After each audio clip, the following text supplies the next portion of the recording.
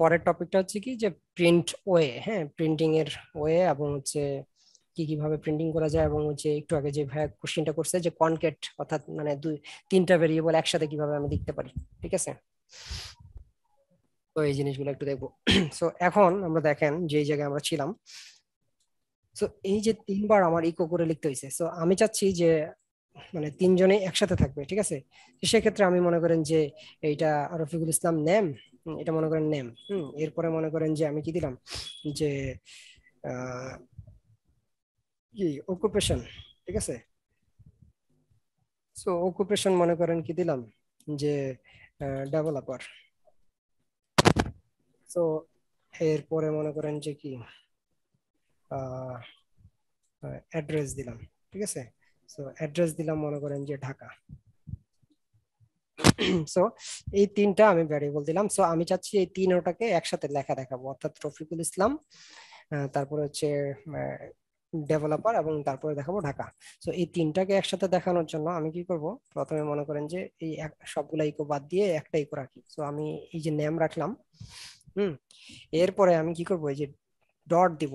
হুম so এই যে dot, হ্যাঁ এটা কিন্তু ডট। সো আমি একটু স্পেস দেই।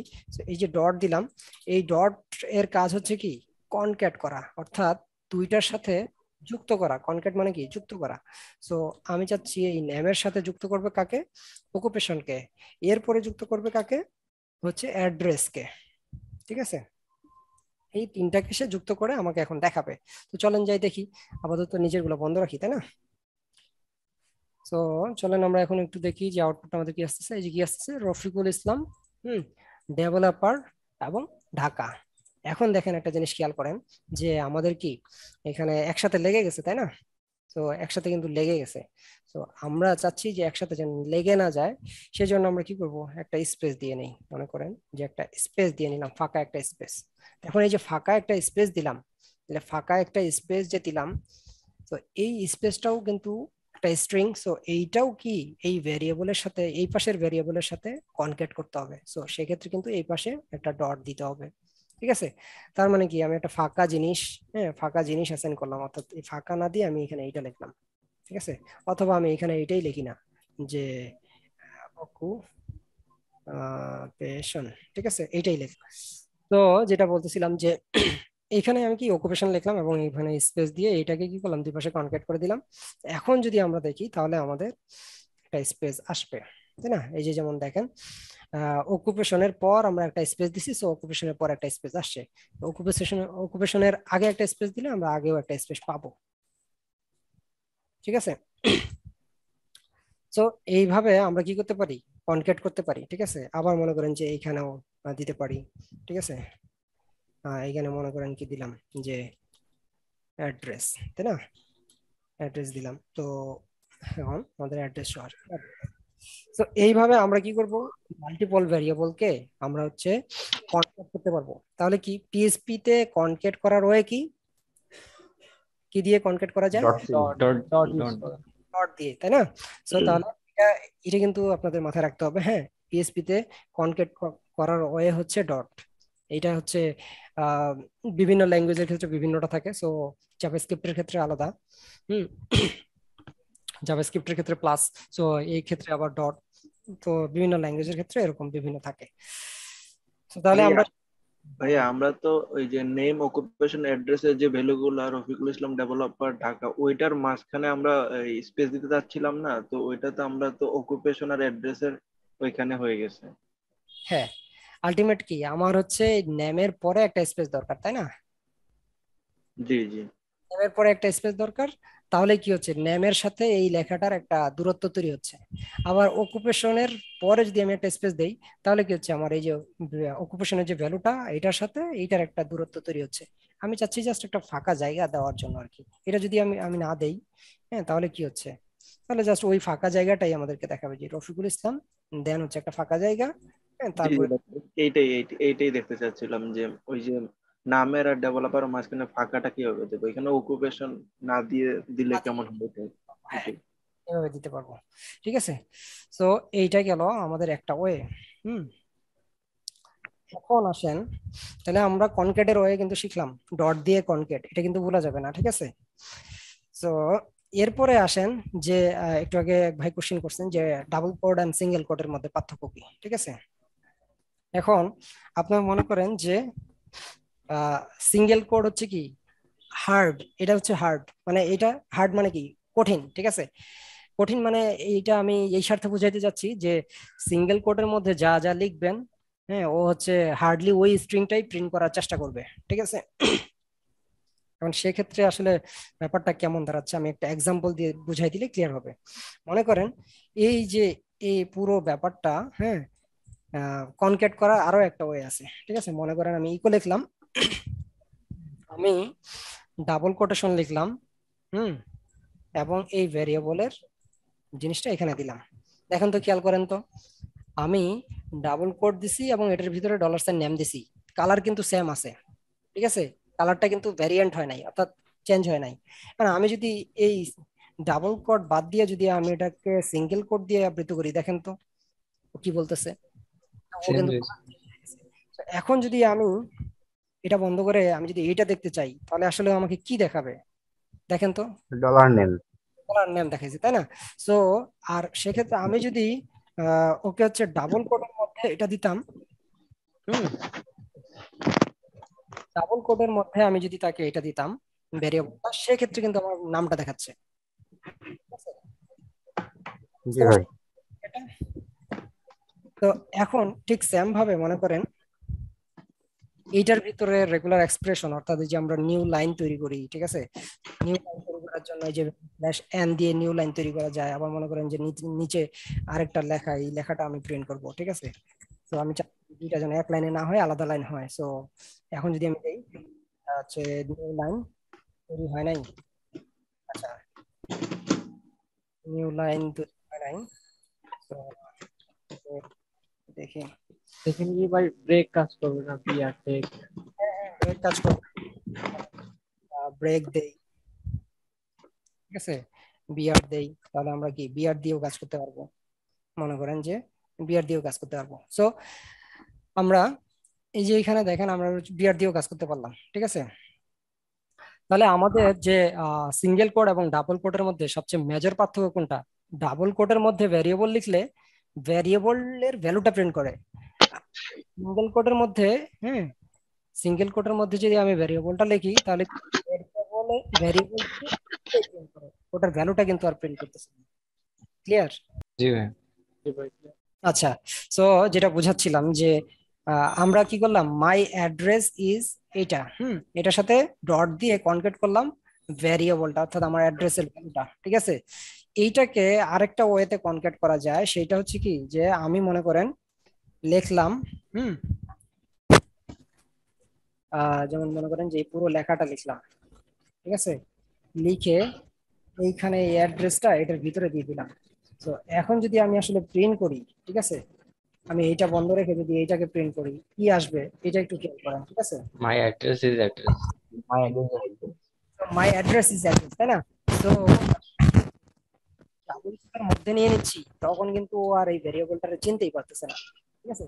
কিন্তু এই ডাবল কোড বাদ দিয়ে যদি আমি কি সিঙ্গেল কোড বাদ দিয়ে যদি আমি আবার ডাবল কোড দেই, আপনি একটু খেয়াল করেন, ডাবল কোড দেই, যে যেমন ডাবল কোড দিচ্ছি, এখন কিন্তু কালার চেঞ্জ।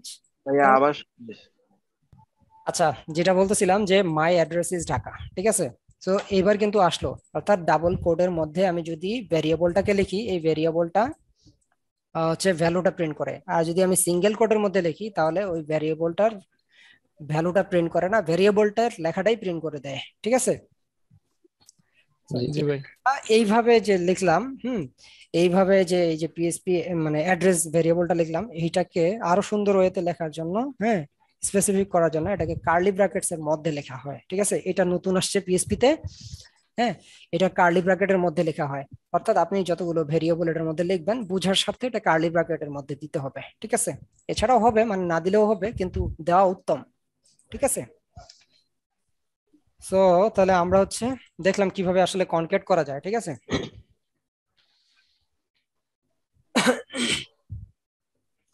সেম এখন সিস্টেমে কি অনেকগুলো ভেরিয়েবল রাখতে পারবো, মানে অ্যাড্রেসের সাথে নাম? হ্যাঁ, সেম সিস্টেমে আপনি মনে করেন যে এখানে কি ধরেন মাই নেম ইজ, হ্যাঁ, তারপর মনে করেন যে এই জায়গায় দিলেন দিলেন কি নেম, ঠিক আছে। সো এইভাবে আপনার যত খুশি ইচ্ছা রাখতে পারেন, ঠিক আছে, বুঝতে পারছেন?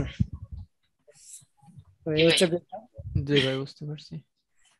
ওকে। এখন ভাই এখানে তো হচ্ছে এই মাই নেম আর হচ্ছে অ্যাড্রেস দুইটা তো এক লাইনে চলে আসছে না। এখন আমি যদি চাই যে হচ্ছে ইকো মাই নেম ইজ, হ্যাঁ নেম ভ্যালু ভেরিয়েবলের পরে যদি বিআর টেক দেই, তাহলে কি ওটা নিচে নামবে? ওটা কি স্ট্যান্ডার্ড ওয়ে? বিয়ার দিলে নামবে নিচে, সমস্যা নেই, ঠিক আছে। যদিও আমরা হচ্ছে এইভাবে বিয়ার দিয়ে নামাবো না, ঠিক আছে। আচ্ছা ভাই। সো বিয়ার দিয়ে নামবে, এটাই জাস্ট দেখালাম। হুম। এটাতে কোনো কনফিউশন নাই। তো এখন আমরা যেটাতে ছিলাম সেটা হচ্ছে কি যে ইকো বাদেও আর কোনো প্রিন্টিং এর ওয়ে আছে কিনা, ঠিক আছে। তো ইকো বাদেও হচ্ছে আরো বেশ কয়েকটা প্রিন্টিং এর ওয়ে আছে, ঠিক আছে। মনে করেন যে প্রিন্ট, ঠিক আছে, এই যে প্রিন্ট লিখে আমি যদি এখানে ডিরেক্ট লিখি, মনে করেন যে এই লেখাটাই আবার এখানে লিখে দিই,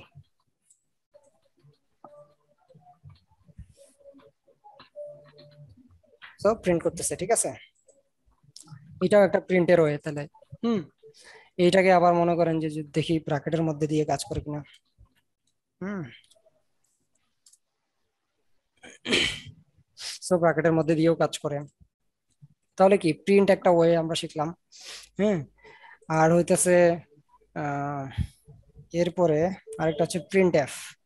মনে করেন যে এই যে প্রিন্ট, হ্যাঁ, প্রিন্ট সাথে হচ্ছে এফ লিখলাম। আসলে পিএইচপি হচ্ছে, কিন্তু পিএইচপি কনসেপ্ট নিছে কার, সি প্রোগ্রামিং এর, ঠিক আছে। অর্থাৎ সি প্রোগ্রামিং এর কনসেপ্টটা নিয়ে পিএইচপি ল্যাঙ্গুয়েজটা শুরু হয়েছে। সো পিএইচপি সি প্রোগ্রামিং এ যেমন এই যে প্রিন্ট এফ এর মাধ্যমে কিছু একটা প্রিন্ট করতে হয়, তো ঠিক পিএইচপির ক্ষেত্রেও আছে প্রিন্ট এফ, ঠিক আছে। ওই প্রিন্ট এফ দিয়ে আপনি হচ্ছে প্রিন্ট করতে পারবেন। তো চলো আমরা প্রিন্ট এফ দিয়ে প্রিন্ট করে দেখি কি আসতেছে। সো প্রিন্ট এফ দিয়েও প্রিন্ট করে কিছু একটা আসতেছে।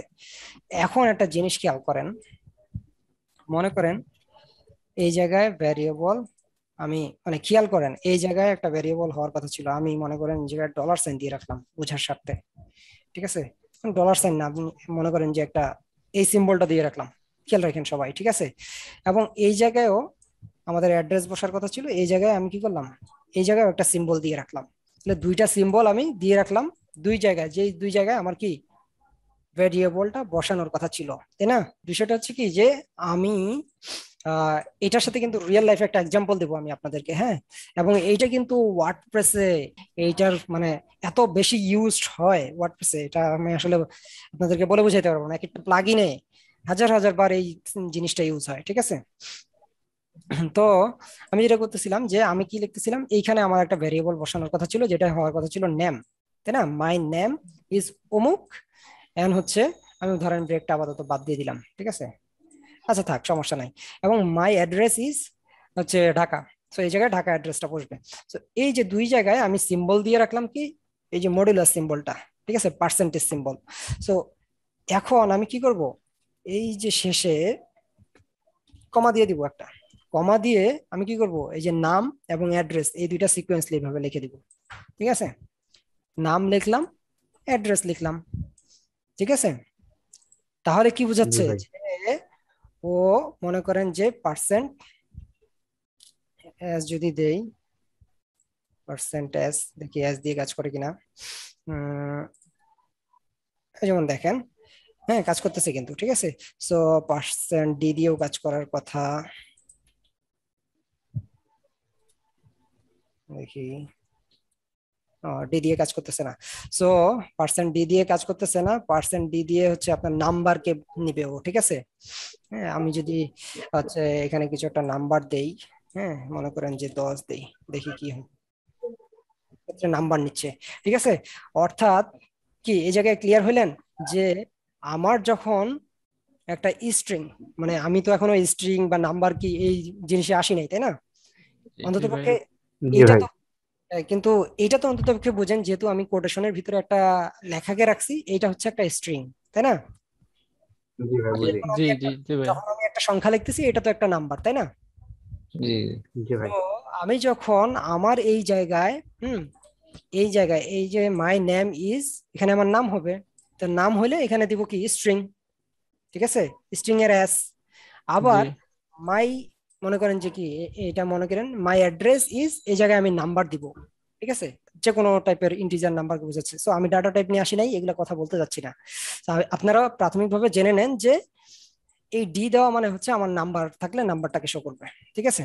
তো চলেন আচ্ছা ভাই, এখন। এইখানে ভেরিয়েবল যদি মানে অ্যাড্রেস আগে চলে আসে, নেম পরে চলে আসে, সেক্ষেত্রে কি অ্যাড্রেস আগে শো করবে?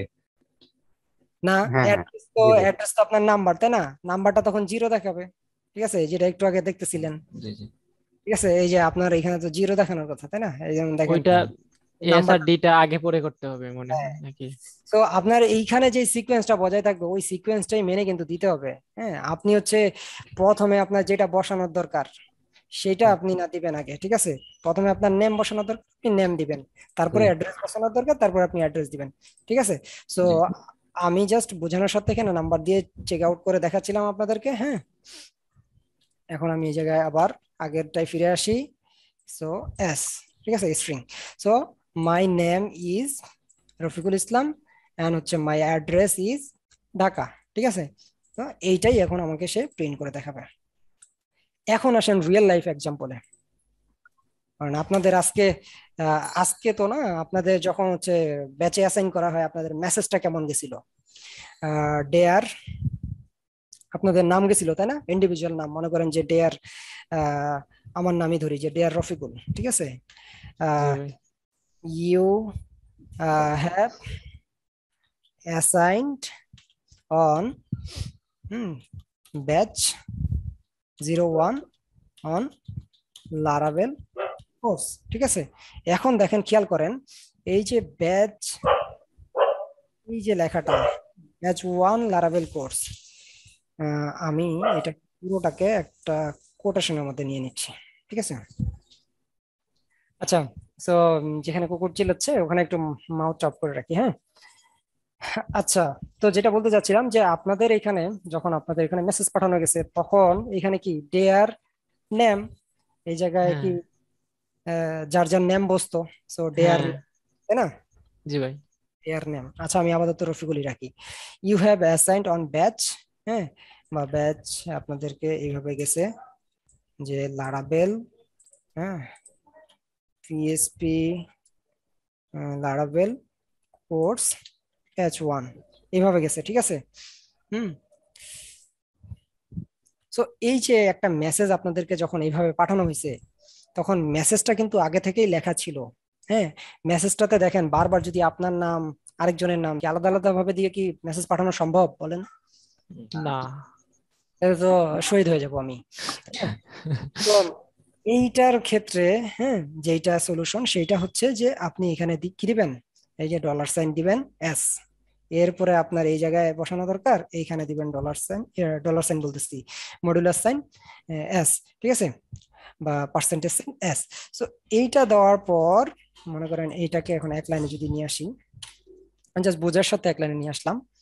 এখন মনে করেন এইটাকে আমি ব্র্যাকেটের মধ্যে নিয়ে নিলাম। এখন আমি এই জায়গায় প্রথমে আমার কি নেম বসবে, তাহলে প্রথমে আমি দিলাম নেম। হুম।